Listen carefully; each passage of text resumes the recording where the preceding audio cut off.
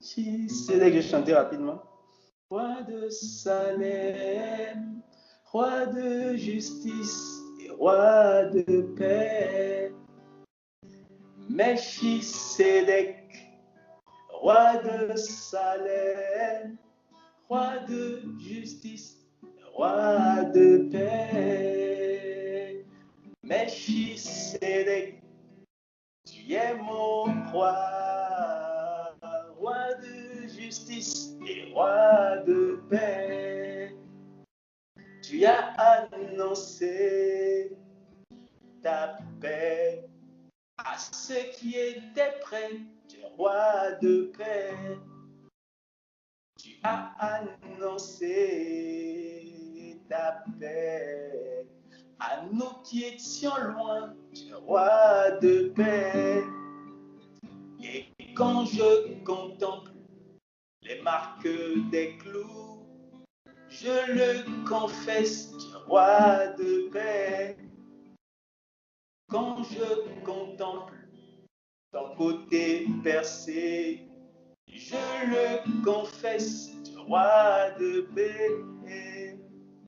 Quand je contemple la couronne d'épines, je le confesse, tu es roi de paix.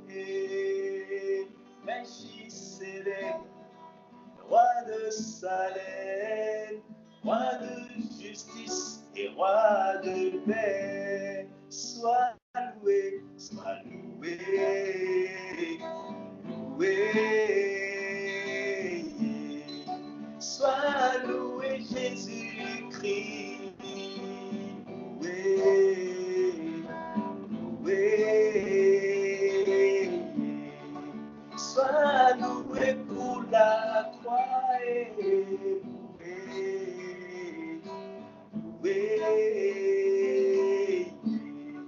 Sois loué pour ta justice. Loué. Sois loué.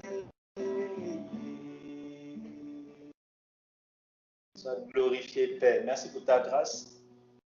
Seigneur, mets tes paroles, Seigneur, de gloire dans ma bouche. Au nom de Jésus, Seigneur. Gloire, force et louange à toi. Béni sois-tu, Seigneur. Au nom de Jésus. Amen. Je vais toucher un peu, peut-être quelques points. Et au sujet de l'humilité, sinon que le Seigneur va me conduire. Il y a beaucoup de choses à dire au sujet de l'humilité. Et l'humilité est un point très, très, très important. Vous savez, le Seigneur, quand il va commencer à enseigner dans Matthieu chapitre 5, dans Matthieu chapitre 4, il fait beaucoup de miracles. On présente Christ qui fait beaucoup de miracles. Matthieu chapitre 3, il commence à prêcher, repentez-vous, le royaume de Dieu est proche. Chapitre 4, il fait beaucoup de miracles. Et quand les gens s'approchent de lui, il s'assoit sur la montagne, il commence à prêcher.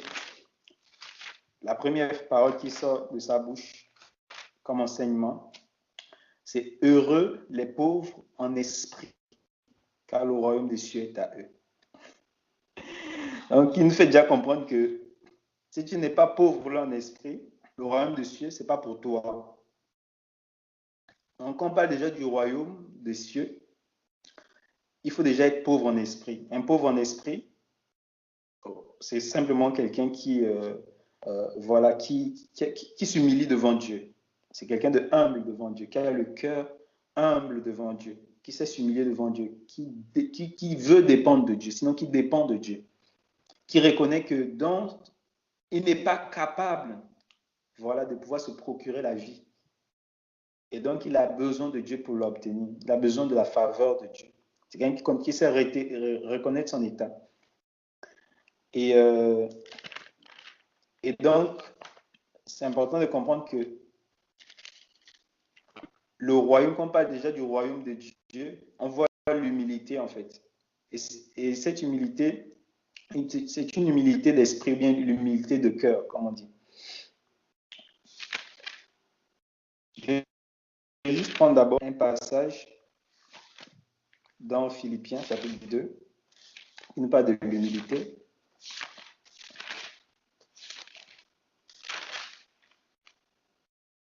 Philippiens, chapitre 2. À partir du verset 2. Rendez ma joie parfaite, ayant un même sentiment, un même amour, une même âme, une même pensée. Ne faites rien par esprit de parti ou par vaine gloire, mais que l'humilité vous fasse regarder les autres comme étant au-dessus de vous-même. Que chacun de vous, au lieu de considérer ses propres intérêts, considère aussi ceux des autres. Ayez en vous les sentiments qui étaient en Jésus-Christ. Existant en forme de Dieu, il n'a point regardé son égalité avec Dieu comme une proie à arracher. Mais il s'est dépouillé lui-même en prenant une forme de serviteur, en devenant semblable aux hommes. Et il apparut comme un vrai homme. Il s'est humilié lui-même en se rendant obéissant jusqu'à la mort, même jusqu'à la mort de la croix. C'est pourquoi aussi Dieu l'a souverainement élevé et lui a donné le nom qui est au-dessus de tout nom, afin qu'au nom de Jésus-Christ, tout genou fléchisse dans les cieux, sur la terre et sous la terre, et que toute langue confesse que Jésus-Christ est Seigneur à la gloire de Dieu, le Père. Amen. On peut déjà s'arrêter là. Et c'est vraiment le plus... Enfin, voilà, pour moi, je crois que c'est le modèle d'humilité. Et c'est ce que Christ a manifesté, en fait. Et Paul, qui écrit cet épître, dit « Rendez ma joie parfaite, ayez un même sentiment. » Au verset 2, « Ayez un même sentiment, un même amour, une même âme, une même pensée. » Un même sentiment. Après, il vient souligner que « Ayez en vous les sentiments qui étaient en Jésus-Christ. » Donc, il nous exhorte, bien évidemment, voilà, à avoir les sentiments qui dit « Ayez un même sentiment. » Ce sentiment-là, c'est les sentiments qui étaient en Christ. Et l'Écriture dit qu'il existait sous forme de Dieu. Il n'a point regardé son égalité avec Dieu comme une proie à arracher. Mais il s'est dépouillé lui-même en prenant une forme de serviteur, en devenant semblable aux hommes. Il apparaît comme un vrai homme. Il s'est rendu obéissant jusqu'à la mort et la mort de la croix. Maintenant, si je peux définir, ce sera pour moi difficile de définir l'humilité, mais on peut présenter quand même comment le Seigneur l'a manifesté. Je peux présenter comment le Seigneur l'a manifesté et en fait, quels sont les bénéfices, comment le Seigneur a manifesté l'humilité et pour pouvoir aussi comprendre voilà l'humilité, il faut forcément parler aussi de l'orgueil. Et parce que l'orgueil s'oppose à l'humilité. Et on voit bien que Christ qui s'est humilié lui-même, il a été élevé. On voit un peu. Donc, quand on parle d'humilité, on va forcément parler de l'orgueil. On va forcément parler aussi de l'élévation. Parce que l'humilité, c'est le chemin qui élève, en fait. Le seul chemin pour pouvoir accéder à l'élévation devant Dieu, c'est l'humilité. Et le seul chemin aussi pour pouvoir parvenir à la chute, pour pouvoir parvenir au rabaissement, c'est l'orgueil. Donc, en opposant ces deux choses-là, on pourra comprendre un peu ce qu'il ne faut pas manifester et ce qu'il faut manifester, en fait. Et en exposant simplement Christ, on pourra voir la vie de Christ, on pourra se mirer au travers de lui, savoir si on est humble ou si on ne l'est pas, on voit un peu. Et l'humilité que la Bible recommande, je tiens d'abord à préciser ceci, ce n'est pas une humilité d'apparence, mais c'est l'humilité de cœur. Et je vais prendre un passage dans le psaume 75.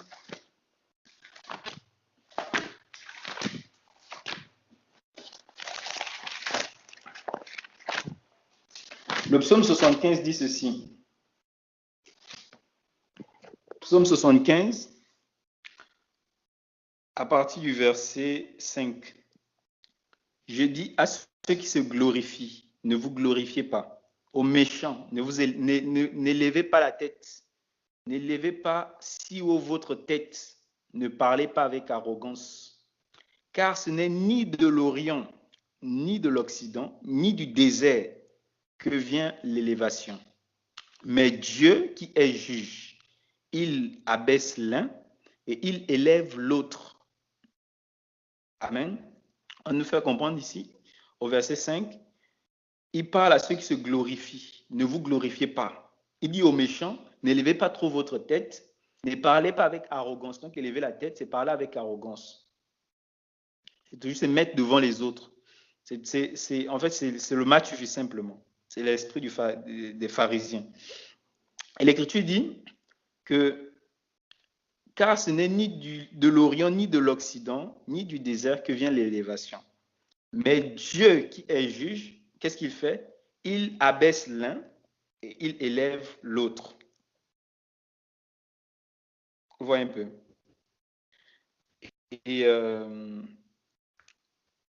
c'est important de comprendre ceci, que c'est Dieu qui abaisse et c'est Dieu qui élève. Or, tout à l'heure, je parlais que le chemin de l'élévation, c'est l'humilité. Le chemin du rabaissement, c'est l'orgueil. Si tu veux que Dieu te rabaisse, continue à demeurer orgueilleux. Si tu veux que Dieu t'élève, c'est le moment de se dépouiller et voilà, de crier à Dieu afin qu'il transforme ton cœur et que ton cœur devienne humble.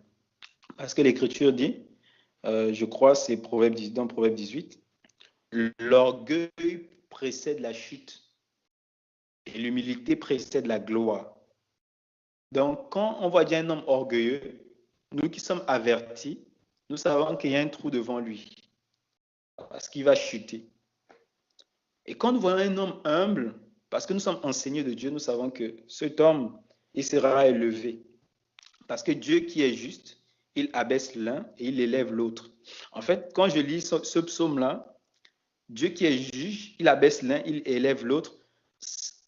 En fait, c'est l'exemple de deux personnes dans l'Écriture. Tu vois, que Dieu a abaissé et que Dieu a abaissé l'un et Dieu a élevé l'autre. Mais Dieu a élevé celui qui s'est abaissé lui-même et Dieu a abaissé celui qui s'est élevé lui-même. Vous voyez? Et en voyant ces deux-là, on pourra se mirer. Est-ce que je suis les traces de celui qui a été abaissé ou je suis les traces de celui qui a été élevé? Vous voyez? Et ces deux personnes de l'Écriture, en fait, c'est l'image ici de Christ. Voilà comme on l'a lu dans Philippiens 2, de Christ qui s'est dépouillé lui-même. On voit bien qu'il était en haut, il était élevé dans la gloire. Il s'est dépouillé lui-même, se rendant, voilà, semblable aux hommes. Il s'est rendu semblable comme un homme. Il a pris la forme de serviteur. Il s'est dépouillé lui-même, se rendant obéissant jusqu'à la mort de la croix. Il s'est tellement rabaissé que Dieu l'a élevé. Et Satan, qui était aussi établi par Dieu dans le ciel, selon Ézéchiel 28, bien en complémentarité avec Ésaïe 14, on voit le cœur de Satan qui s'est levé contre Dieu. Et qu'est-ce que Dieu a fait? Parce qu'il s'est tellement élevé, parce qu'il s'est élevé contre Dieu, Dieu l'a précipité plus bas que le Sheol, comme Dieu lui-même l'a dit. Je ne sais pas si on peut lire ça pour bien comprendre.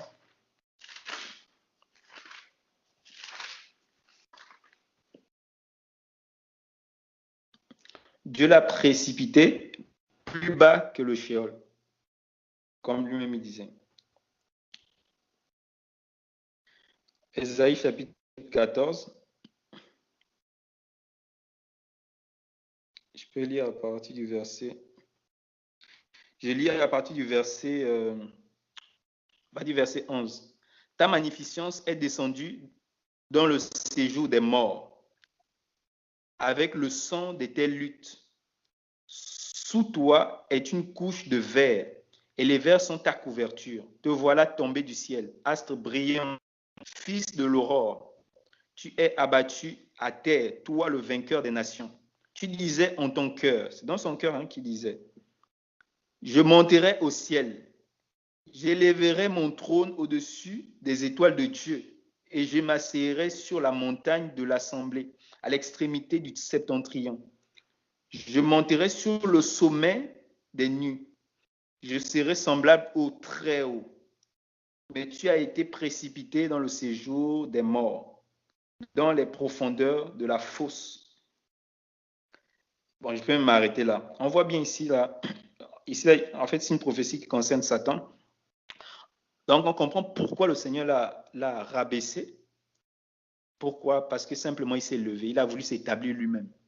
Il a voulu s'établir jusqu'à être semblable à Dieu. Or que Christ qui était semblable à Dieu, et que tu nous le présentes, voilà, comme, voilà, on dit qu'il n'a pas regardé son égalité avec Dieu comme une proie arrachée.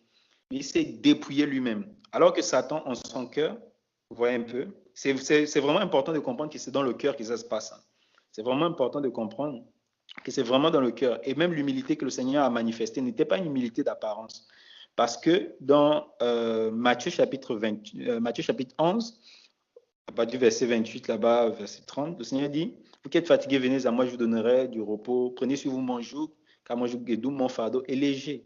Tu vois un peu. Et il dit, ceci nous révèle son cœur. Il dit, je suis doux et humble de cœur. Donc l'humilité du Seigneur, ce n'est pas une humilité apparente. C'est vraiment l'humilité dans le cœur. Vous voyez un peu, qui se manifeste. Voilà, il prend plaisir à le faire parce que c'est sa nature en fait. C'est sa nature, c'est ce qu'il est à l'intérieur. Vous voyez un peu. Or, Satan, dans son cœur s'est levé jusqu'au ciel. En fait, il s'est levé voulant prendre la place de Dieu. Vous voyez un peu. Donc, comprenez déjà que, voilà, l'orgueil ici, là, c'est déjà vouloir s'élever. C'est pas que dans le psaume qu'on a lu, l'Écriture dit aux méchants, ne parlez pas avec arrogance, n'élevez pas trop votre tête, n'élevez pas la tête. Et ça doit nous enseigner aussi. On doit, voilà, marcher comme des enfants de Dieu, être irrépréhensible, même en parole. Vous voyez un peu. L'Écriture nous fait comprendre que l'arrogance, quand vous voyez déjà quelqu'un parler avec arrogance, sachez que c'est un orgueilleux. Parce que c'est l'abondance du cœur que parle la bouche. Si ta bouche parle, voilà, avec arrogance, c'est que ton cœur a une sémence d'orgueil et tu as besoin d'être soigné, tu es malade. Vous voyez un peu? Parce que si tu ne fais pas attention, de la même manière que Dieu a rabaissé Satan, tu emprunteras aussi cette voie. Il n'y a que deux voies. Soit tu t'humilies, soit voilà, tu marches dans une fausse humilité, ok? Mais la fin, c'est vraiment le rabaissement. Il n'y a que deux chemins. Soit Dieu t'élève avec Christ, soit Dieu te rabaisse avec Satan. Il n'y a que deux voies. La voie de Satan et la voie du Messie. Il n'y a que deux chemins.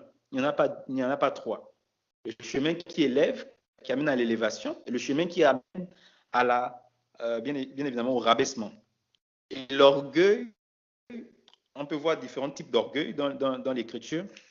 On voit d'abord que les paroles arrogantes, tout ça, c'est la manifestation de l'orgueil. C'est la manifestation de l'orgueil qui est dans le cœur. Vouloir toujours être devant les autres, c'est aussi de l'orgueil. Et le Seigneur a reproché cela aux pharisiens. Il y a aussi, voilà, dans une parabole dans Jean chapitre 14. C'est le Seigneur lui-même qui a donné cette parabole. Il dit ceci, je trouve ça. Il dit dans dans Luc 14, je ne vais pas lire toute la parabole, je vais lire juste le verset 11. Car quiconque s'élève sera abaissé et quiconque s'abaisse sera élevé. Il a donné la parabole concernant les gens qui avaient été conviés à une fête, donc aux noces. Et voilà, le Seigneur il dit que lorsque tu seras convié, lorsque tu seras convié, voilà, quand tu arrives, ne cherche pas à occuper les premières places. Ne cherche pas à te mettre devant. Ne cherche pas à te montrer le m'as-tu vu. Le m'as-tu vu ici, là, c'est l'orgueil aussi, la vaine gloire. Vous voyez un peu. On veut toujours se montrer sur les réseaux sociaux. Et c'est moi ici, là. C'est moi là-bas. Et vous regardez, le Seigneur m'a béni. Regardez comment je suis heureux. Regardez, tout ça, c'est la vaine gloire. C'est du pharisianisme. On voit un peu. On veut toujours se montrer, en fait. Alors que on doit vivre pour plaire à Dieu. C'est le cœur. L'humilité, là, doit être dans le cœur. Ce n'est pas en apparence. C'est vraiment dans le cœur. Et voilà, le Seigneur nous demande de ne pas être à la première, ne cherchez pas à être à la première place, ne cherchez pas à être vu de vous-même. On voit bien que c'est des gens ici qui arrivent, ils sont conviés, ils arrivent, eux-mêmes, ils cherchent à occuper les premières places. Personne ne leur a mis, voilà, au premier rang. Personne. Ils arrivent et ils veulent occuper les premières places. C'est dans le cœur, en fait. Leur cœur est comme ça, court après la gloire. Vous voyez? Or, le Seigneur dit, que quand tu arrives, mets-toi derrière, pour que quand tu seras derrière, voilà, le maître de la soirée va t'honorer en te faisant passer devant, tu vois. Mais si tu es devant, s'il y a quelqu'un plus honorable que toi, il va te demander de quitter, d'aller derrière, la personne va venir devant et tu seras honteux. Et le Seigneur dit ceci, une conclusion très importante, que quiconque s'élève sera abaissé et quiconque s'abaisse sera élevé. Donc il fait comprendre que pour être élevé, il faut s'abaisser. Et pour être bien évidemment abaissé, il faudrait que tu t'élèves. Donc, si tu veux bien évidemment être élevé, il faut te rabaisser. Le chemin qui amène à l'élévation, ce n'est pas se lever soi-même, non, mais c'est rabaisser. Et puis, se rabaisser là aussi, c'est se rabaisser toi-même. En fait, on décide de le faire. Il faut décider de le faire, en fait. Ce n'est pas... Bon, il faudrait déjà que ton cœur soit transformé, hein, pour le faire naturellement. Et parce que si tu te rabaisses vraiment en apparence, au bout d'un moment, tu vas craquer. Et tu ne pourras pas supporter parce que l'humilité, vraiment, il faudrait qu'elle soit dans le cœur. Si c'est en apparence, l'orgueil va toujours se manifester. De toute façon, manifeste toujours ses fruits autant convenable. Donc, tu pourras manifester, essayer de voiler et tout, cacher dans les feux, dans le feuillage. Mais les fruits là vont sortir, on va voir ça forcément. Si le cœur n'est pas changé, parce qu'on reconnaît l'arbre à son fruit. Et donc, le Seigneur nous fait comprendre que celui qui s'élève sera abaissé, celui qui s'abaisse sera élevé. Et on voit comment Christ s'est abaissé lui-même. Maintenant, l'humilité qu'il a manifestée, c'est quoi? L'Écriture nous dit qu'il s'est rabaissé lui-même, hein, lui-même. Il a décidé de le faire. Et c'est ça. Devant les hommes, il fait, non seulement c'est sa nature, mais il accepte, voilà, de manifester cette nature-là au milieu des gens méchants, méprisants. Regardez comment les pharisiens l'avaient comment dire, le critiquaient un jour. C'est dans Luc aussi, cette parabole. Dans Luc 16. Dans Luc 16, à partir du verset 14. Les pharisiens qui étaient avares écoutaient aussi tout cela et ils se moquaient de lui. Jésus leur dit, vous ne cherchez pas à paraître juste devant... Non, pardon. Et Jésus leur dit, vous cherchez à paraître juste devant les hommes. Mais Dieu connaît vos cœurs, car ce qui est élevé parmi les hommes est une abomination devant Dieu. Vous voyez un peu. Et le Seigneur, il souligne encore le fait, les pharisiens, ils aiment paraître, ils aiment le paraître, ils aiment les apparences. Et le Seigneur dit que ce qui est élevé devant les hommes, c'est une abomination devant Dieu. Vous voyez un peu. Donc tu peux chercher la gloire des hommes, mais tu peux être élevé à acclamer des hommes, mais sache que tu es abominable devant Dieu. Parce que ce qui est élevé voilà, devant les hommes, c'est une abomination devant Dieu. Il faut que Dieu lui-même t'élève. Et pour que Dieu t'élève, il faut que tu te rabaisses toi-même. Et Christ, comment il s'est rabaissé? Je vais revenir encore. Bon, c'est pas grave. Je vais avancer. Je vais vous laisser la parole. Christ, comment il s'est rendu, comment il a manifesté l'humilité? L'Écriture, c'est simple, hein? L'Écriture dit qu'il a pris une forme de serviteur. On ne sait pas encore comment on peut devenir simple, hein, si on ne sait même pas au service des autres. Il faut devenir serviteur. Un serviteur, vous pensez qu'un serviteur qui sert vraiment son maître avec un bon cœur, il peut être orgueilleux. Un serviteur ne peut pas avoir de l'orgueil vis-à-vis de son maître. Un bon serviteur. L'Écriture dit qu'il s'est rendu semblable. Il a pris un corps de serviteur. Et il s'est rendu obéissant jusqu'à la mort, à la mort de la croix. Et c'est pour ça que Dieu l'a souverainement élevé. Et vous savez qu'à la croix, il ne s'est pas arrêté en fait sur le bois, hein. Il est bien descendu. Donc, il s'est tellement rabaissé. L'Écriture dit que qui est celui qui est monté, si ce n'est celui qui est descendu dans les régions inférieures de la terre. Donc, il s'est tellement rabaissé à un niveau très bas que Dieu l'a souverainement élevé au-dessus de tout. Il a tout mis sur ses pieds. L'Écriture nous dit dans 1 Corinthiens 15. Et rien, voilà, n'existe, rien, comment dire, il a tout mis sur ses pieds. Rien n'est accepté, à part Dieu dans sa divinité, dans sa souveraineté. Vous voyez un peu. Donc, il s'est rabaissé en dessous de tous les hommes et il a été élevé au-dessus de tout.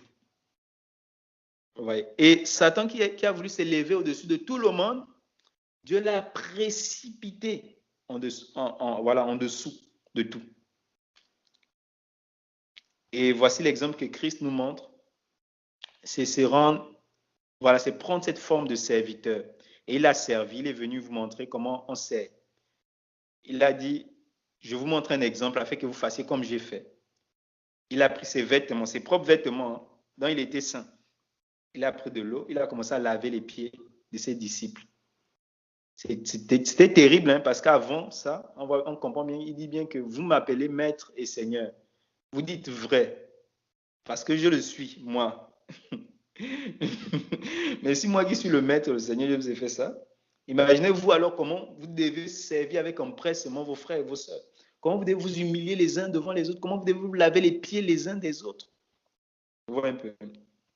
Comme le frère Yannick pouvait dire, quand on lave les pieds de l'autre, on ne lave pas les pieds de l'autre debout. Le Seigneur, il s'est courbé. Il faut te rabaisser, il ne faut pas trop t'élever. Il faut qu'on se rabaisse, qu'on apprenne à se rabaisser. C'est comme qu'on marche dans l'humilité. Ne vous trompez pas, il n'y a pas deux chemins qui mènent à la gloire. La croix, c'est la manifestation de l'humilité de Dieu. C'est pourquoi quiconque voudrait être sauvé doit être humble de cœur. Si quelqu'un est orgueilleux, qui ne pense même pas hériter un peu du salut de Dieu, c'est impossible. Dieu a manifesté le salut par l'humilité, afin que les humbles héritent ce salut et que les orgueilleux héritent la perdition. Ceux qui s'humilient avec Christ, voilà, en se rendant obéissant à la parole, obéissant à l'Esprit de Dieu, voilà, au commandement du Seigneur, se rendant obéissant en ce qui est juste, voilà, en vivant la croix, en acceptant les souffrances, en se rendant obéissant à Dieu simplement, voilà, en devenant une même plante avec Christ dans sa mort, on s'humilie avec lui, et c'est pour ça qu'on est glorifié avec lui, on est levé avec lui, on sera élevé avec lui. Mais si on ne s'humilie pas avec Christ, c'est impossible d'hériter le salut de Dieu. C'est impossible. Le salut s'obtient par l'humilité. Il faut être humble. Pour venir croire déjà, il faut être humble. Si tu n'es pas humble, tu ne peux pas hériter le salut. Il y a cette parabole dans, comment dire, cette écriture dans Jean 9 qui me venait, où le Seigneur disait aux pharisiens que c'est parce que vous dites que nous voyons, c'est pour ça que vous demeurez aveugles, vous êtes des aveugles, parce que vous dites que vous voyez. Mais si en fait, il les fait comprendre qu'ils sont aveugles, leur péché demeure, c'est parce qu'ils disent qu'ils voient. Donc, s'ils reconnaissaient que nous, là, nous sommes des grands aveugles, que nos yeux, là, nous ne sont des rien, voilà, le Seigneur devait les faire grâce. On voit un peu. Donc, vous voyez même que Laodicée, quand elle a commencé à manifester l'orgueil, elle n'avait plus, elle montrait qu'elle n'avait plus besoin de Dieu. Elle n'était plus pauvre en esprit. Vous voyez un peu. Elle était devenue riche. Elle était devenue riche parce qu'elle avait amassé beaucoup de biens, comme elle disait, c'est glorifié. Vous voyez un peu comment elle s'est glorifiée. Je n'ai besoin de rien. Oui, tu n'as besoin de rien, c'est ce que tu penses. Mais tu as besoin de Dieu. Tu es pauvre, aveugle, misérable et nu. Et tu ne le vois même pas. Parce que l'orgueil aveugle. C'est ça. L'orgueil aveugle. Tu ne vois plus rien. Et c'est ça que les pharisiens avaient.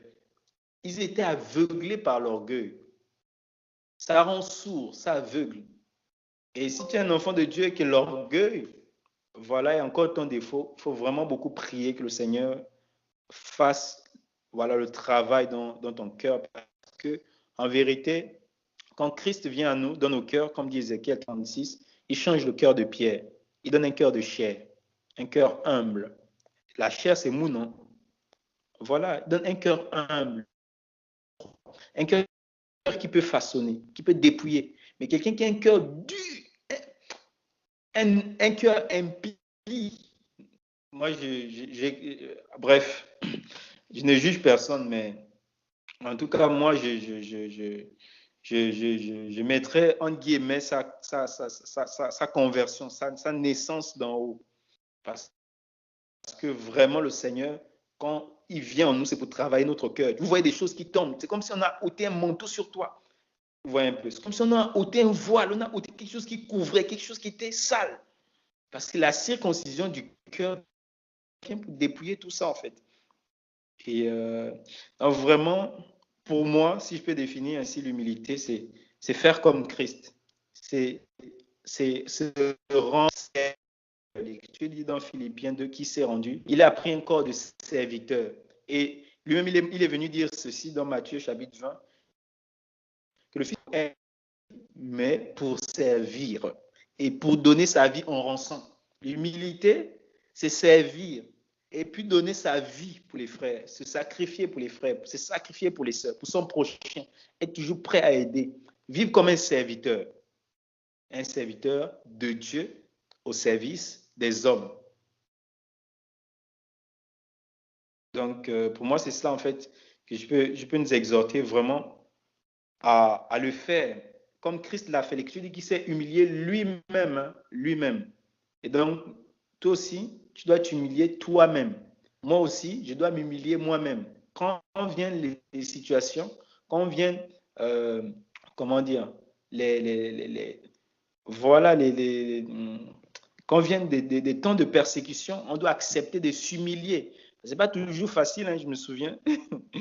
Je me souviens combien, je me rappelle, vraiment, non seulement j'étais orgueilleux, mais aussi, comment dire, j'aimais aussi être vu. Mais le Seigneur est en train de me façonner encore, je me souviens. Bon, peut-être je vais donner peut-être 2 témoignages. Et il y avait une année, en fait, quand j'avais cru. J'avais cru et c'était terrible. Le Seigneur m'avait rendu tellement intelligent cette année-là. Waouh! Et je pensais que, je vous assure, quand j'ai cru, c'est comme si on m'avait ouvert la tête et puis on avait déposé beaucoup de choses. Mais j'avais tellement brillé cette année et voilà qu'on m'avait, voilà que j'étais allé représenter mon établissement à un concours. On appelle ça le rallye scientifique. En fait, c'est les écoles, en fait, les établissements qui se réunissent à Libreville pour pouvoir voilà, passer ce concours. C'est les meilleurs des établissements qu'on envoie, en gros, pour passer ce concours. Et puis voilà, honorer leur lycée. En fait, c'est un concours, il y a des prix. Et donc, le concours s'est fait en 3 phases. Et moi, en partant, j'ai recommandé toutes choses entre les mains du Seigneur et je suis parti. Mais l'orgueil avait atteint mon cœur. En tout cas, le Seigneur voulait me façonner. Je venais à peine de croire. Et je me souviens, alors que les résultats sont sortis, les résultats sortaient, on proclamait, j'ai fait une prière avant la libération. Je disais ceci. Et lors de la libération, en fait, il y a les ministres, il y avait des ministres, des gens de haute personnalité. Et c'était un endroit vraiment où j'avais même pas, c'était une salle où je ne sais pas, j'avais jamais mis les pieds dans une salle comme ça. C'était tellement luxueux là-bas.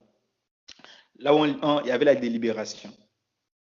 Et qu'est-ce qui s'est passé? J'ai fait une prière. Et dans la prière, je disais, Seigneur, vraiment, si je gagne ça, si on m'appelle, je vais me mettre à genoux. Je vais lever les mains, je te rends toute la gloire devant les hommes. Voici la prière que j'ai faite. J'ai fait la prière à l'instant. Je dis, Seigneur, glorifie-toi. Seigneur, glorifie ton fils, avec ton fils te glorifie.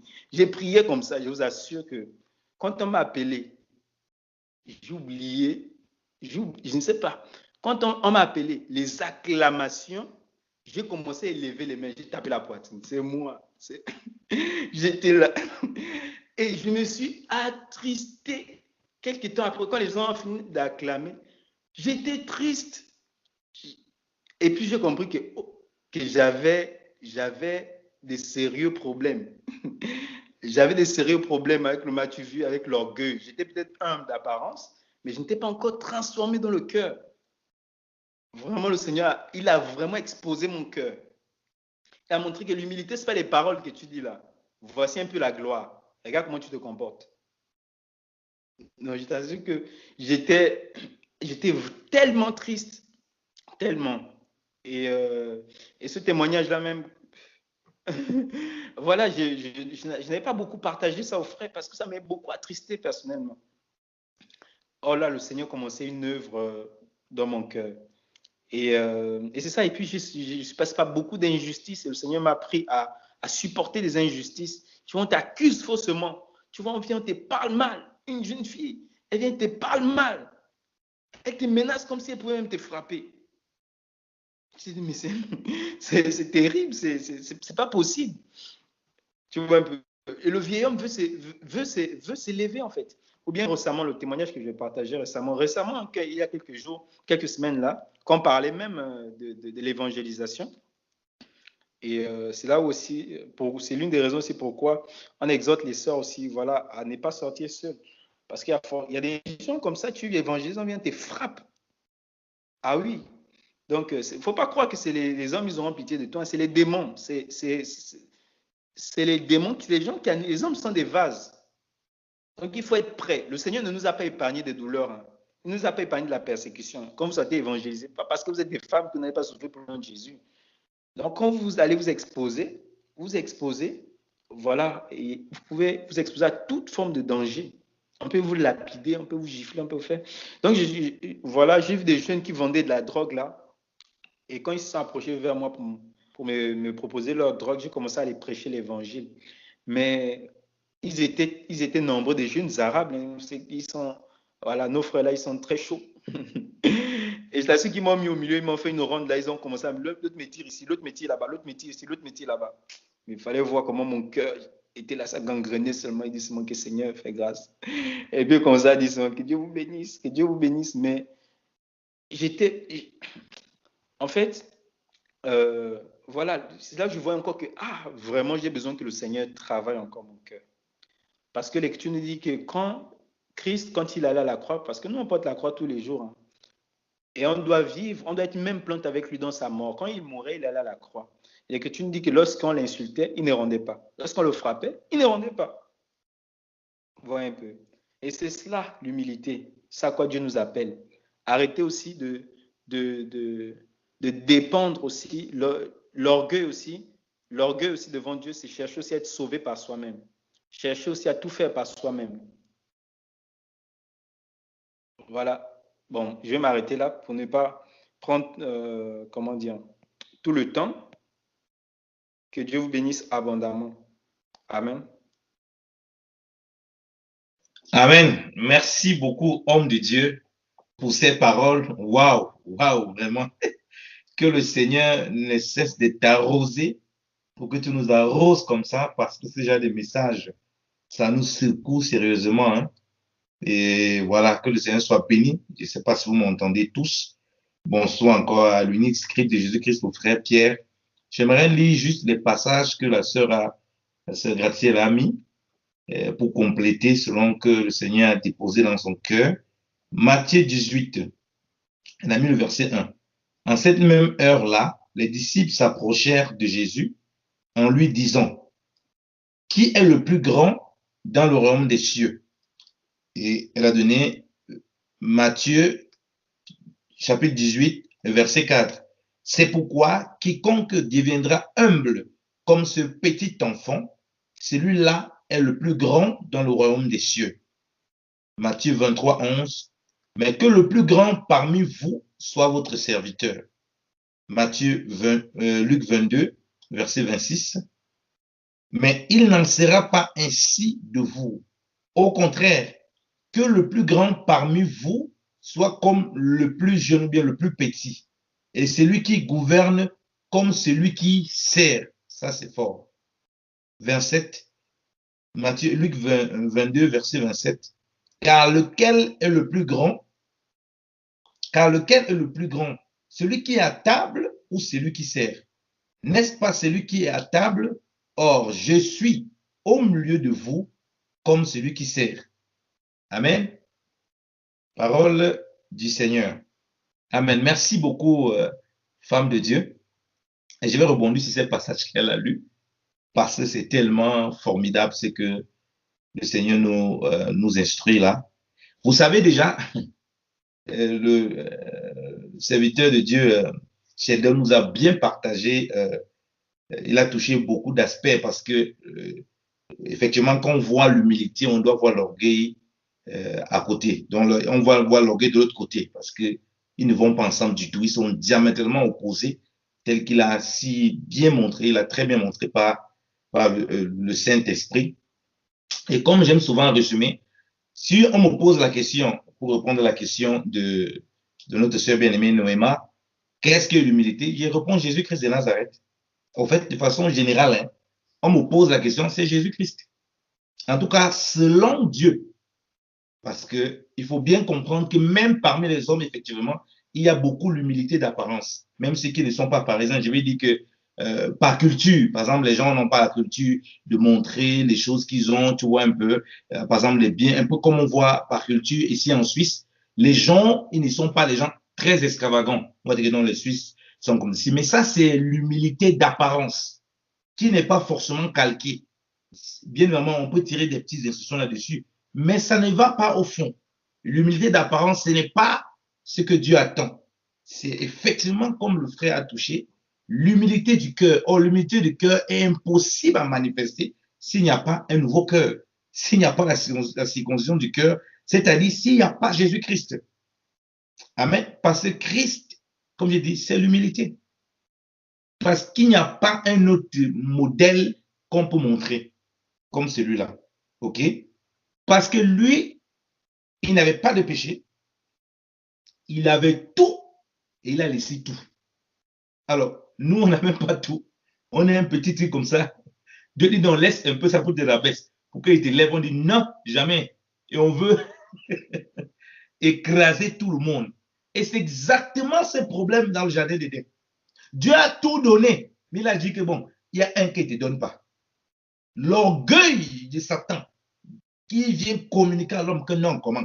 Il doit tout te donner. Comment il peut te refuser un? Est-ce que vous comprenez très bien dans quel sens je suis en train de parler? Dieu a tout donné à l'homme, mais ça là, tu ne touches pas. Ok? Je vous prends dans l'aspect d'humilité. Non, non, comment? Non, non, non, attends. Comment? Prends quand même s'il a refusé ça. Comment tout est pour toi? C'est l'orgueil de l'homme. Vous comprenez pourquoi ça anime les hommes dans notre quotidien? C'est que le frère Chédon a dit dans son témoin, nous tous dans la chair, c'est comme ça que la chair se comporte. La chair veut toujours tout avoir pour soi-même. C'est la nature du jardin d'Éden là. On vous a tout donné. Au lieu de vous contenter de ce que vous avez, non, vous allez tourner autour de quelque chose que vous n'avez pas. Parce que le cœur désire avoir tout. Vous comprenez pourquoi Christ est tout? Parce que si Christ n'était pas tout, les gens ne se suffisent plus. On retrouve dans l'église de la Odyssée, Christ ne laisse plus de rien. La preuve qu'il s'est dehors, il toque à la porte. Ils disent qu'ils n'ont besoin de rien. Alors, si quelqu'un dit qu'il a besoin de Christ, ne lui sert de rien. Vous comprenez? Et ces personnes-là, donc, sont dans la quête et ils sont rabaissés donc par Dieu. C'est pourquoi, comme je dis toujours, Dieu a plusieurs façons de livrer l'homme. Dieu peut te livrer dans ton péché, comme dit dans Romains, dans le livre de Romains, que Dieu les a livrés à leur propre passion. Tu veux avoir l'amour de l'argent, Dieu va te livrer à l'amour de l'argent. Tu veux te perdre, Dieu va te livrer à la perdition. Et ça, c'est Dieu, ce n'est pas un homme. On dit que Dieu les a livrés à leur propre convoitise, à leur propre passion. Donc, l'homme dans sa nature, il veut tout avoir. Alors, quand tu vois comment Dieu a créé l'homme, il a créé une disposition Le peu qu'il a là, qui se contente de ça. On lui a tout donné, sauf un truc. Il a dit, non, non, non, non. Comment? Il doit tout avoir. Je dois tout avoir. Et c'est cet esprit de tout avoir là, dans la semence du péché, que Satan lui-même a dit, non, comment? Je dois être au-dessus de Dieu. Comment c'est possible? Je dois être au-dessus. Or, Dieu nous a dit que la référence d'unité, il n'y a pas mieux que Jésus-Christ. Lui, il avait tout. Il a tout. Et il laisse pour monter. Nous, on n'a pas tout. On dit non, on content de ça. Il dit non, non, non, non, non. Hey, comment ça? Je ne vais même pas laisser ça. Je vais encore ajouter. Vous comprenez pourquoi il dit qu'on parle l'unité, on voit Jésus-Christ? Parce que c'est le standard. C'est le modèle. C'est l'unique. C'est en lui que tu vois maintenant la véritable humilité du cœur. C'est là où on parle d'humilité du cœur. Parce que quand il a tout, il laisse ça. Il ne craint pas qu'il va perdre tout. C'est ça le problème. L'homme désire toujours avoir et avoir tout parce qu'il a toujours peur du lendemain. Il ne comprend pas ces choses-là. C'est pourquoi le règne animal, l'homme dans sa quête de toujours avoir, il est toujours insatisfait. Depuis quand vous avez vu, regardez, on parle de l'orgueil, regardez les présidents, les rois, les présidents, quand ils ont le pouvoir. Regardez ce qu'ils font. Plus ils ont le pouvoir, plus ils deviennent encore orgueilleux, vains, vaniteux. Ils veulent encore avoir plus. Ils ne se fatiguent pas. Parce que ce n'est pas le modèle que Dieu les a donné, que Dieu a donné à l'homme. Et c'est ça qui se manifeste dans tout ce que l'homme touche. Il peut le faire avec une apparence, ça, on a l'impression, mais en réalité, au fond, c'est un bon orgueilleux. Et je le dis souvent, quand on écoute la parole de Dieu, on partage comme ça. Si même bien-aimé, on a été d'écouter là, quand le bien-aimé frère, le serviteur de Dieu nous parlait, le frère Sheldon nous parle, si pendant qu'on a écouté, tu es en train de voir ton frère, ça parle de telle personne, au fait, tu te poses la question de l'humilité, au fait, c'est l'orgueil. Hein? Parce que tu es en train d'écouter la parole de Dieu. Tu ne vois pas que ça te concerne, tu vois que ça concerne les autres. C'est le vin des pharisiens. C'est pourquoi on parle d'humilité du cœur. La parole, quand elle vient, elle ne sort pas pour toi, elle sort que pour les autres. Et voilà comment ton cœur est enflé. Et Dieu qui sonde lesquels il voit un cœur pervers, un cœur enflé devant lui. Et c'est pourquoi il dit qu'il ne supporterait pas celui qui est enflé, qui est enflé d'orgueil. Parce qu'il connaît, il voit ce qui est caché là. Il va demander à l'apparence d'humilité. Il a qu'à écouter la parole. Quand il dit Amen, qu'il en soit ainsi. Il ne dit pas sa parole pour lui. Il dit ça pour la personne qui a écouté. Il voit son épouse, il voit tel frère, il voit telle soeur, il voit telle personne. Je suis en train de parler des manifestations de l'orgueil. Bien évidemment, Seigneur. Tu écoutes une prédication. Ah, vraiment, si le frère Sheldon pouvait écouter ça. Le type là, non. Mon frère, tu écoutes la parole de Dieu pour les autres, à la place des autres. Comme il dit toujours. Quand je lis ma Bible, c'est pour moi. Je ne lis pas ma Bible pour les autres. Je lis, c'est pour moi, c'est pour être édifié. Quand je lis, c'est pour être corrigé, instruit. Comment tu fais que j'écoute une prédication, je sens que passer aux autres, que c'est pour les autres. Voilà le problème de l'homme. Et on voit que ça s'est manifesté au jardin d'Éden. Quand Dieu se fait connaître Adam, mais le gars, lui, voit Ève. Et non, mais comment? Ça, c'est pas mon problème. Je t'ai vu, je me suis caché premièrement. Alors, mais pourquoi tu t'es caché? Non, non, la femme que tu as mis à mes côtés. L'expression manifeste de l'orgueil de l'homme. Il voit toujours tout l'état et retard chez les autres. Vous comprenez pourquoi le Seigneur, en se dépouillant, il est venu montrer l'exemple de service. Parce que si tu vois l'état et le retard chez les autres, tu ne peux pas les servir. Jamais tu vas te comporter comme un serviteur. Tu vas tout te mettre au-dessus.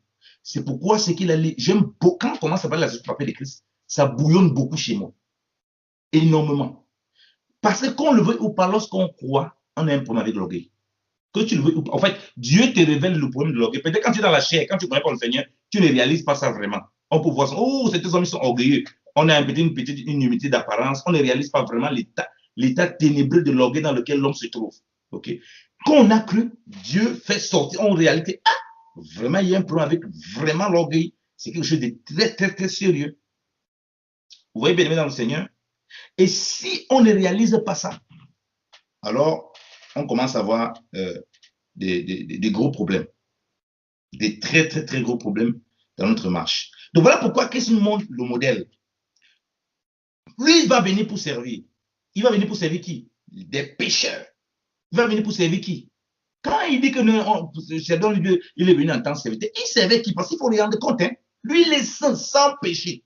Il servait des perdus, des bandits, des voyous, des sorciers que nous étions, des aveugles, nus. Lui voit, il sert. Il servait des personnes destinées à l'enfer.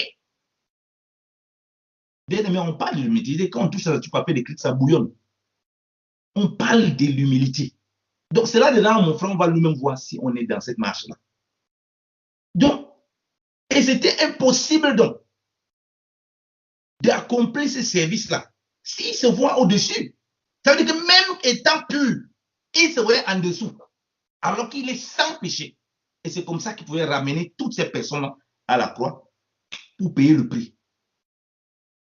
Pour payer le prix pour les voyous, pour les bandits, pour les sorciers, pour les gens destinés à l'enfer, pour les gens destinés à la colère de Dieu. Il pouvait payer le prix. On parle de statue parfaite de Christ. C'est-à-dire la statue, hein, le mot là, dans le grec et tout ça, ça parle de la taille, de la dimension. Ce que Paul dit aussi par l'Éphésiens, la largeur, la hauteur. Ça parle vraiment, c'est juste exceptionnel quand on te présente Christ comme modèle. On te présente ce qu'il a réalisé. Il avait tout, il a listé tout.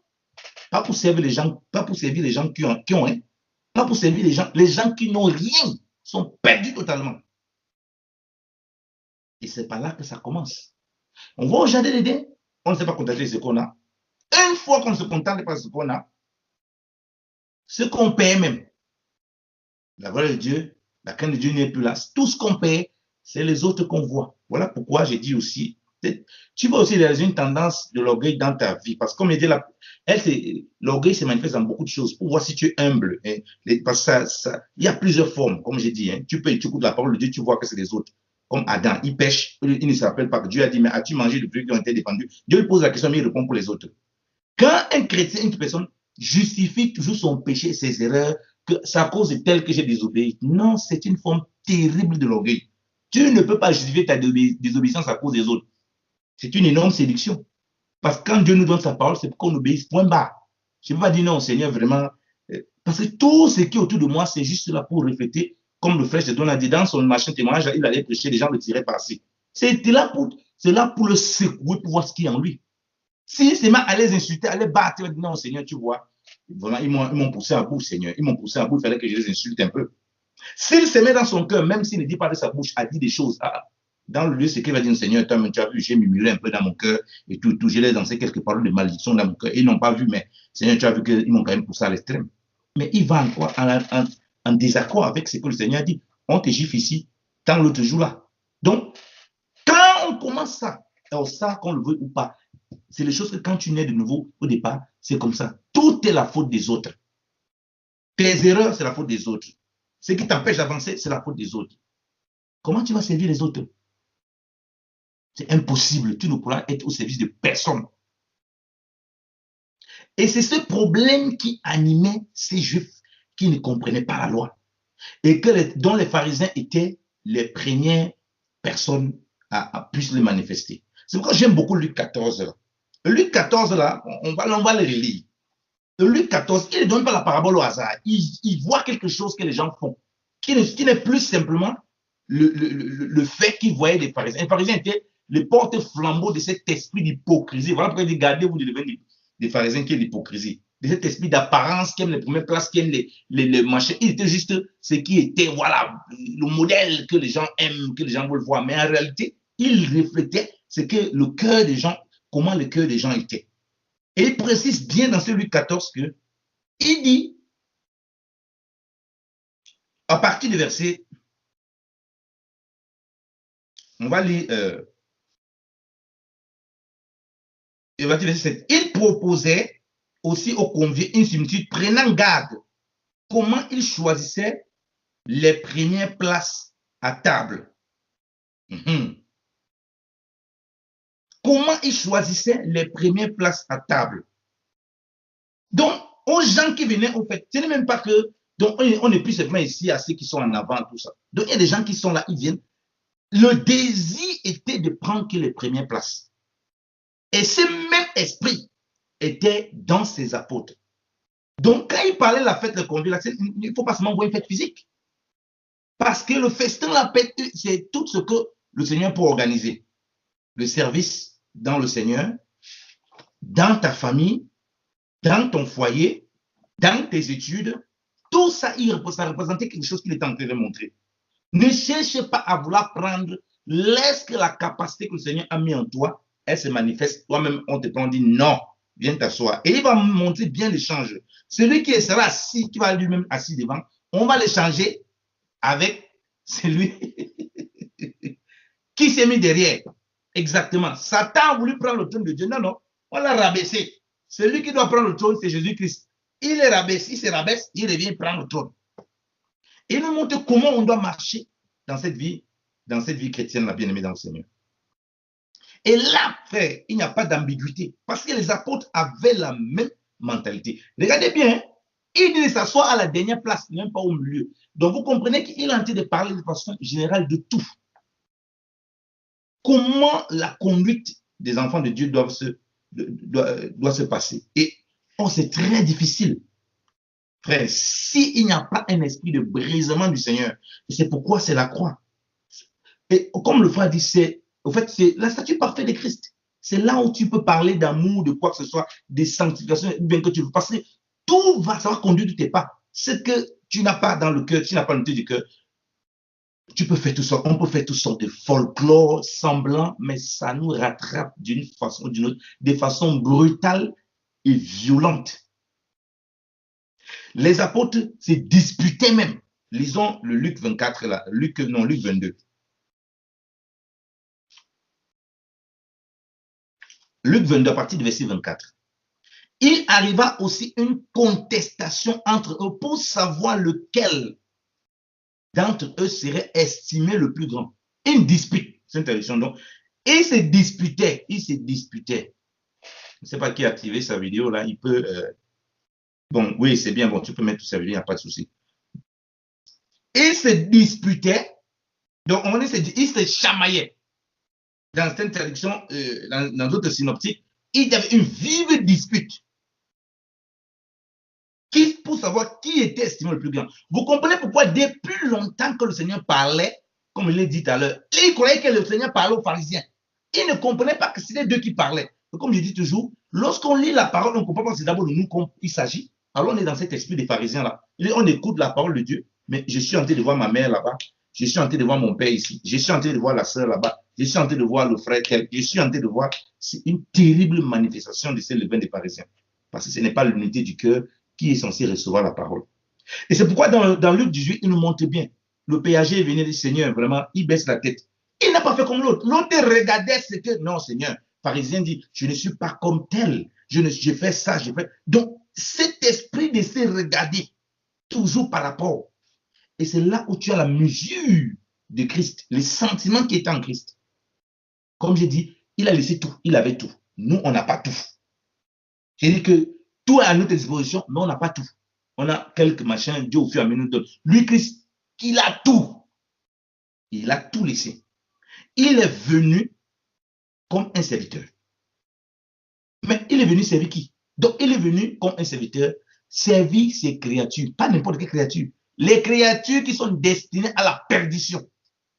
Mais nous, c'est à peine si tu veux servir quelqu'un qui te fâche 1, 2, 3 fois. Le frère, tu veux un peu le soutenir, si 2, 3 fois il te manque de respect, ou bien il parle un genre, tu lui coupes les vivres.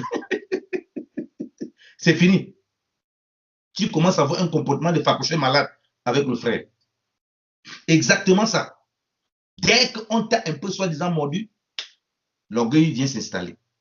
Il ne s'est pas arrêté là. Il est allé jusqu'à la mort, prêt à mourir.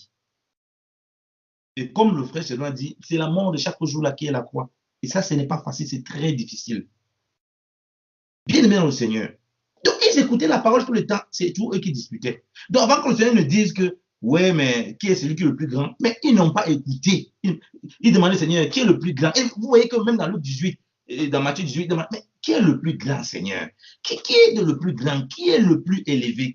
Ils avaient ce problème parce qu'ils ne comprenaient pas la loi. Ils croyaient toujours que c'est par rapport à une élévation physique. Voilà pourquoi beaucoup de gens ne comprennent pas ce que c'est qu'un ministre de Dieu. Ils croient que c'est être quelque part où tu as les honneurs comme le roi du monde. Non, Christ va leur rappeler que non. Il rappelle clairement, les rois des nations, c'est comme ça. Mais il dit, les rois des nations les maîtrisent et ceux qui ont autorité sur elles sont nommés bienfaiteurs. Parce que c'est comme ça que ça marche dans le monde. Mais ce n'est pas le processus de Dieu. Ce n'est pas comme ça que Dieu a créé les choses. Il n'a pas créé comme ça. Il n'a pas créé. Le véritable roi, là, c'est celui qui sert les autres. Le roi du monde, c'est différent. Il est assis, c'est lui qu'on sert. Il ne fout rien. Et pourquoi le peuple d'Israël a demandé un roi comme les autres nations? Souvenez-vous. Non, non, non, non, non. Le problème, ce n'était pas que les fils de Samuel, il faut les reprendre. Il faut les reprendre pour qu'ils commencent à servir dans l'obéissance comme Samuel a servi. Non, ils disent que tes fils, ils ne servent pas comme l'Éternel. Comme j'ai dit tout à l'heure, ils cherchent un prétexte en voyant les fautes chez les autres parce que l'esprit de l'apparence, là, l'orgueil l'a déjà pris. Ils veulent goûter l'arbre de la connaissance du bien et du mal, dans le péché, le mal des nations, comme Ève dans le jardin. Ils tournent autour. Il faut une raison. Tes enfants ne servent pas comme tu as servi, Samuel. Vraiment, ils ne sont pas intégrés comme toi. Ils ne parlent, ils s'arrêtent là. Ils ne parlent pas que, oh, Dieu est un Dieu de repentance, c'est un Dieu miséricordieux. Il faut que tu les reprennes. Que tu les reprennes. Si tu les as établis là, Samuel, toi, tu en es intègre. Ça veut dire que tu savais que ces enfants-là avaient quand même quelque chose de l'éternel. Tu ne peux pas donc les établir, ils ne marchent pas parce que Samuel était un homme qui craignait Dieu. Et on a vu que Samuel ne pouvait pas prendre quelqu'un si Dieu n'avait pas parlé. Donc, c'est que Samuel ne faisait pas les choses par hasard. Il écoutait très bien la voix de Dieu. Et Dieu lui-même le dit, ce n'est pas moi, ce n'est pas toi qu'ils ont rejeté.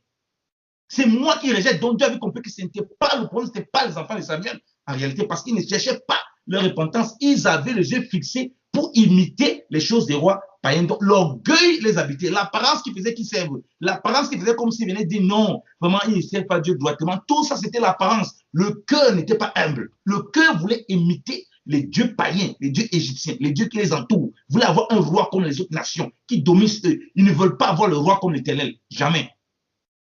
Voilà pourquoi l'homme aime l'esclavage, selon l'homme. L'esclavage du mal, l'esclavage du péché. Et quand il a le pouvoir, il abuse, il écrase tout le monde autour de lui. Et c'est cette mentalité qui anime l'homme. Et quand il se lève, il veut toujours pratiquer ces choses-là. Et quand il vient au Seigneur, c'est les choses qu'il te fait réaliser que mon ami, voilà la semence que ton aïe avait pris là-bas, j'allais dire, la question du péché, ça qui est venu détruire. Et on voit les manifestations directes de l'orgueil. On veut prendre ce qui ne nous appartient pas. Et quand on a fauté, on trouve que c'est chez les autres. Quand on écoute la parole de Dieu, Dieu nous parle. Hé, Yannick, as-tu fait? Non, c'est à cause de mon frère Pierre. C'est exactement ça. Ah non, je n'appelle plus telle personne, c'est à cause. Non, jamais. Tu dois faire les choses selon la parole de Dieu. L'obéissance à la parole de Dieu ne dépend pas si les gens sont bien avec toi, s'ils ne sont pas bien. C'est comme, c'est pareil pour Christ.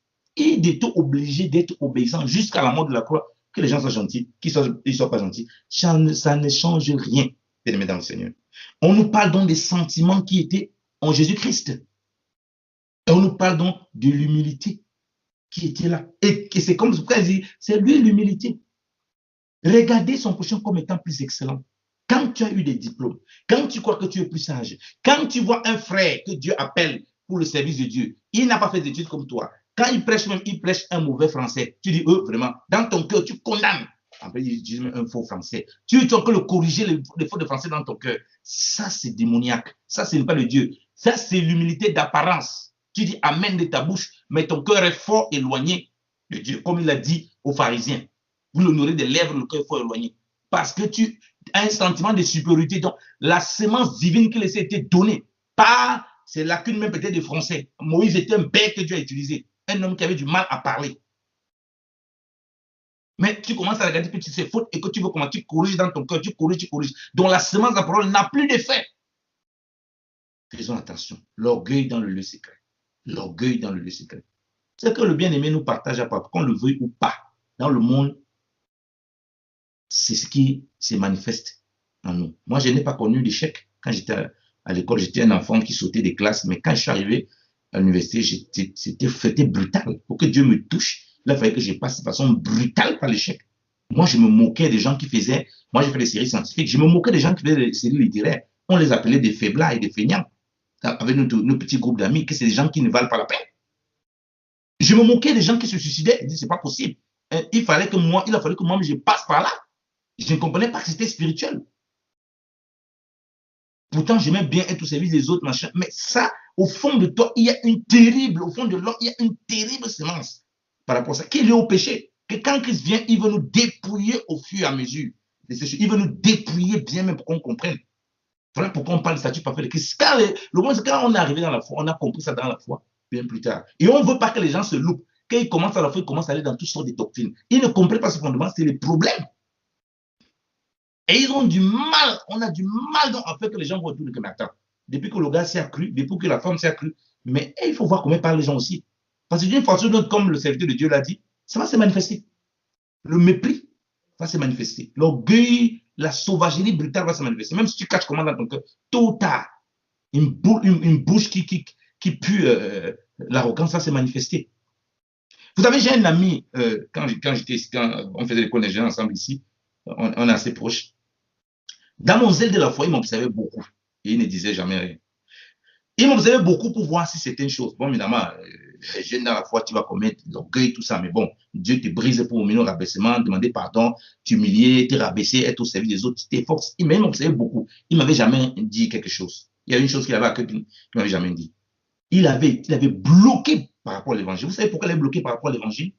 Un de ses voisins, apparemment dans les églises, là, lui avait clairement dit en face que toi, tu es des ténèbres, tu vas aller en enfer, moi, je suis de Dieu, je vais être sauvé, je vais partir au ciel. Il était encore très jeune quand on lui avait dit ça. C'était un blocage total. Donc, tout ce qu'il voit, soi-disant, église élevée, machin, à fond de machin là, il est bloqué dans son cœur. Il n'y a même pas un espace pour eux, comme des fous. Surtout qu'il voyait les gens, le comportement. Hein? Quelqu'un qui disait comme ça, qui ne rembourse jamais ses dettes, qui prend tous les dettes, qui vient tout manger chez eux, qui n'habite jamais chez lui. Tout ça, ça le marquait. Donc, en marchant avec lui, avec mes défauts, avec mes machins, bon, mais après, un jour, il s'est ouvert à moi, mec, vraiment, je croyais que tu étais dans des trucs comme ça, machin. Ah, mon frère, chacun est dans ce qu'il connaît. Peut-être celui qui t'a dit ça aujourd'hui, peut-être il ne pense plus pareil, peut-être Dieu l'a touché. Il ne faut pas que tu bloques par rapport à ces choses. Moi-même, je suis dans le perfectionnement. J'ai les erreurs, je commets et je vais en commettre. Mais je sais que le Seigneur, par sa grâce, me donne de comprendre ces choses-là. Et c'était bouleversant pour moi. Quand on vient à la foi, c'est le premier contact, c'est les choses qu'on doit savoir. On doit clairement être instruit. Mais c'est très dangereux. Puisque la connaissance entre. Donc, si au départ, la semence de la statue parfaite par rapport à l'humilité n'était pas posée, hey, mon frère, ma soeur, que tu le veuilles ou pas, tu vas faire comme les pharisiens, on va faire comme les pharisiens, tu es assis à table, on vient, oh, on pleure sur les pieds de Jésus, on est sur ses pieds, la femme qui l'a délivré, oh, machin, on commence à dire dans le cœur, vraiment, si cet homme c'était un véritable serviteur de Dieu, il exposait le cœur des hommes. S'il était vraiment serviteur, il saura que la femme, c'est vraiment une sorcière. Voilà comment le cœur de l'homme est. Voilà pourquoi on parle d'humilité du cœur, pas celle de l'apparence. Parce que Dieu voit, il voit, il voit, il voit, il voit. L'humilité du cœur est très importante. C'est ça la véritable humilité. Quand on le voit, on voit en Jésus-Christ. Il était fidèle à lui-même. Comme je partageais dernièrement, je ne sais plus avec qui c'était mon épouse, il dit que Christ a passé au tas, on te donne la joue droite. On te gifle la joue droite, donne la joue gauche. Lui-même, quand Judas le livrait, il était mis à l'épreuve. Quand on disait, on dit que non, mais il pouvait se défendre. Il se défend comment? S'il essaye, ce n'est pas lui. On cherchait le temps de piège à tous les coups. Lui-même, il devait aller comme une brebis, mais il devait accomplir ce qu'il disait. Parce que si lui-même là-bas, il fait quelque chose, le type s'il disait que si on te gifle la joue droite, monte la joue gauche, non, il est où? Quand on écrit sauve-toi, il ne peut pas.